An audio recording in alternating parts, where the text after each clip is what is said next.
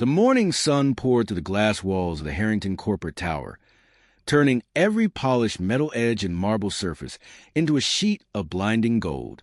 The building rose above the city like a monument of power, silent, gleaming, immaculate. Its lobby, filled with a constant click of expensive shoes and the soft hum of elevators, felt like a world that only existed for the elite. And into that world walked a small, tired, determined 12-year-old girl named Marina Hale. Her backpack straps were frayed and digging into her shoulders. Her shoes, once navy blue, were faded and dusted white from walking miles across the city.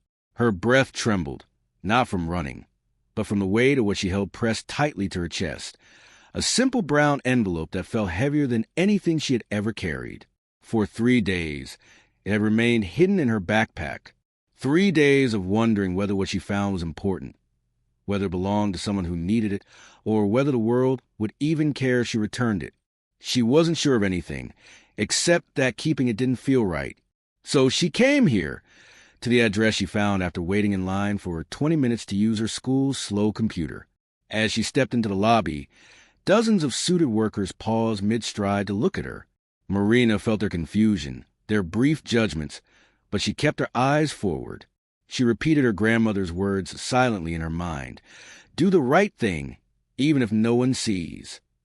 The receptionist blinked at her in surprise, but, after hearing her trembling explanation, pointed toward an office at the end of the long hallway. Marina walked past glass walls revealing conference rooms, decorative plants that probably cost more than her monthly groceries, and people who seemed too important to ever be interrupted by a child like her. Finally, she reached the office of Grant Harrington, the billionaire investor known across the city, a man whose face appeared in magazines and business forums that Marina had only ever seen on posters at the library. The office door was larger than it needed to be, like everything in the building. The floor inside smelled faintly of lemon polish. The air was so clean and cold it almost stung. Printers whirred softly in the background. Grant Harrington sat behind a polished desk, his chair high-backed, his suit spotless. His hair looked like it had been styled by a team of people. He gave Marina a carved-out smile, one that didn't reach his eyes. Still, Marina stepped forward and offered the envelope with both hands. It wasn't physically heavy, but the fear, the uncertainty, the hope inside her made it feel like a stone. Inside the envelope was a stack of documents, hand-drawn plans, detailed notes, and financial breakdowns. Things she didn't understand, but recognized as important. What she didn't expect was the sound that filled the room next. Grant Harrington laughed. Not a polite laugh, not a confused laugh. A loud, sharp burst of amusement that bounced off the glass walls and made Marina flinch. His assistant, standing nearby, followed his lead with a smaller snicker. Grant waved a dismissive hand as if this whole situation, her story about finding the envelope on a park bench, her long walk here, her nervous voice, was nothing more than some childish prank meant to waste his valuable time. He even made a remark to his assistant about kids getting creative these days, which triggered another wave of laughter. Marina's chest tightened. She swallowed hard, trying not to let the sting show on her face. She explained again, quietly, carefully, how she found the envelope on a worn wooden bench at Riverside Gardens, how she kept it safe in her backpack for days because she didn't know what to do, how she finally searched online for the company address. But the more she explained, the more amused Grant seemed, leaning back as though all of this were entertainment. For a moment, Marina wished she had never come. Maybe she was wrong. Maybe the envelope wasn't worth anything. Maybe returning it didn't matter. Maybe no one cared about small acts of honesty anymore. Because the truth was, Marina's life was not filled with much kindness. She lived with her grandmother in a cramped, aging apartment where the electricity flickered when it rained and the refrigerator hummed louder than the television. Her grandmother worked part-time cleaning offices, and meals were simple, often stretched thin. Marina had carried the same backpack for 4 years. She studied by the cracked living room window where winter air squeezed into the frame. But she still believed in doing good. She still believed that lost things should be returned. She stared at the floor, feeling heat sting behind her eyes, not from embarrassment, but from the deep, heavy fear that maybe good deeds truly didn't matter. Then the door behind her opened, A soft but firm tapping entered the room, the sound of a cane against marble. An elderly man stepped in, moving slowly but with purpose. His hair was silver, gently combed back, and his glasses sat low on his nose. His face was lined with age, but his eyes, sharp, alert, intelligent, immediately landed on the brown envelope in Marina's hands. His expression shifted instantly. Recognition, panic, relief. His name was Arthur Linwood, a retired architect known for his contributions to the city's heritage projects. He volunteered on preservation committees, sketching reconstruction. Architect known for his contributions to the city's heritage projects. He volunteered on preservation committees, sketching reconstruction ideas for old buildings and parks. The envelope in Marina's hands contained his original hand-drawn plans, months of work, ideas not yet backed up, notes that existed only on those fragile pages. When he saw the envelope, his breath hitched. He approached Marina with a trembling hand and asked one question: how she found it. Marina explained everything again, this time without interruption, without laughter. Arthur listened to every word with full attention, his eyes softening with gratitude. When she finished, he exhaled shakily and told Grant what the envelope contained. Grant's smile fell. His posture stiffened. The color drained from his face. Those papers were not just important. They were irreplaceable. Arthur turned toward Grant, not with anger, but with deep disappointment, the kind that stung far worse than shouting ever could. And for the first time since Marina arrived, Grant Harrington could not meet someone's eyes. Arthur thanked Marina, his voice gentle but carried with sincerity that wrapped around her like a warm blanket after days of cold.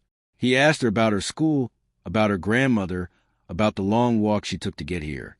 Marina answered quietly, shyly, because kindness like this was rare in her life. And Grant listened, visibly shrinking with each detail, realizing just how unfair his reaction had been, how blind he'd been to the courage and honesty standing right in front of him. Arthur Linwood stood beside Marina, his hand still resting gently on the envelope as though afraid it might disappear again. He turned toward Grant, who looked nothing like the confident, polished billionaire from a few minutes earlier. Grant's jaw was tight, his eyes lowered, the weight of his arrogance settling heavily across his shoulders. In a voice that carried quiet authority, Arthur explained the significance of the documents Marina had returned. They were the only complete set of hand-drawn plans for a historical reconstruction project that would preserve some of the oldest structures in the city. Months of work, revisions, and delicate sketches lived in those pages. If they had remained lost, the entire project might have collapsed. Grant swallowed hard, finally understanding the seriousness of the situation and the gravity of his mistake. Marina stood still, unsure whether she should apologize for something she didn't do wrong or simply slip away before anyone changed their mind about her. She wasn't used to being thanked. She wasn't used to being seen. But Arthur stepped closer, lowering himself slightly so he could meet her eyes directly. "Marina," he said softly, "you have done something remarkable, truly remarkable." Her throat tightened at the sincerity in his tone. No one had spoken to her like that in a long time. Arthur asked more about her life, not out of pity, but genuine interest. Marina told him about her grandmother, how she helped with chores, how she studied hard, even when the lights flickered at night. She admitted the walk to the tower had taken her more than an hour. She said she didn't expect anything in return. She just wanted to make sure the papers reached the person they belonged to. Every word carved deeper into Grant's conscience. Finally, unable to remain silent any longer, he stepped forward. Gone was a dismissive smile, the polished superiority. His expression was heavy, sincere. "Marina, I owe you an apology," he said, his voice quieter than anyone had ever heard it. "I misjudged you. I shouldn't have laughed. I'm truly sorry."